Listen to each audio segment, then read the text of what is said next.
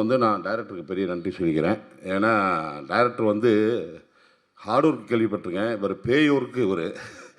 ஏன்னா இவர் என்கிட்ட கதை சொல்லும் போதே நான் நினச்சேன், அவர் ஒரு சொற்பமான நாட்கள் கேட்டார். இதில் எப்படி இவ்வளோ சீன் நீங்கள் எடுத்துவீங்களா? அண்ணே நீங்கள் வாங்கண்ணே நான் பார்த்துக்கிறேண்ணே அப்படின்னாரு.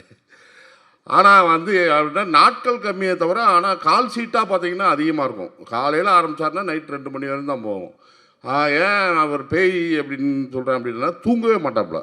காலையில் வந்து அப்படி பார்த்தீங்கன்னா நானும் பார்த்துக்கிட்டே இருக்கேன். கிட்டத்தட்ட ஒரு 10 நாள் ஒர்க் பண்ணேன். 10 நாளில் 7 நாள் பார்த்தீங்கன்னா night and day, night and டேன்னு போகுது. நான் இவரை வாட்ச் பண்ணிகிட்டே இருப்பேன். பார்த்தீங்கன்னா ஒரு இடத்துல கூட அந்த ஒரு கண்ணசவோ அப்படியே ஒரு சோர்வோ அப்படி இல்லவே இல்லை. அதுக்கு தகுந்த மாதிரி அவங்க உதவி இயக்குனர்களும் சரி, அதுக்கு தகுந்த மாதிரியே அதில் பார்த்தீங்கன்னா சாரோட பையன்லாம் நல்லா ஹார்ட் ஒர்க் பண்ணாப்புல. சிம்மை வந்து உதவி இயக்குனர்களும் அதே மாதிரி கேமராமேன் சாரும் அதுக்கு ஈக்குவலாக இது பண்ணார். இப்போ வந்து சார் வந்து பார்த்திங்கன்னா ப்ரொடியூசர் அண்ட் ஹீரோ, இது தயாரிப்பையும் பார்த்துக்கணும், நடிப்புலையும் ட்ராவல் பண்ணணும். அது ரொம்ப சிரமம் அப்படின்றத இவரை வச்சு தான் நான் பார்த்தேன். ஏன்னா ஏற்காட்டில் ஷூட்டிங் போயிட்டு இருந்துச்சு. எனக்கு இவருக்கு இப்போ ஒரு பெரிய லென்த்து டைலாக் இருந்துச்சு. அவருக்கு எடுத்து முடிச்சிட்டாங்க. அடுத்து எனக்கு க்ளோஸ் வச்சு எடுத்துக்கிட்டு இருக்காங்க.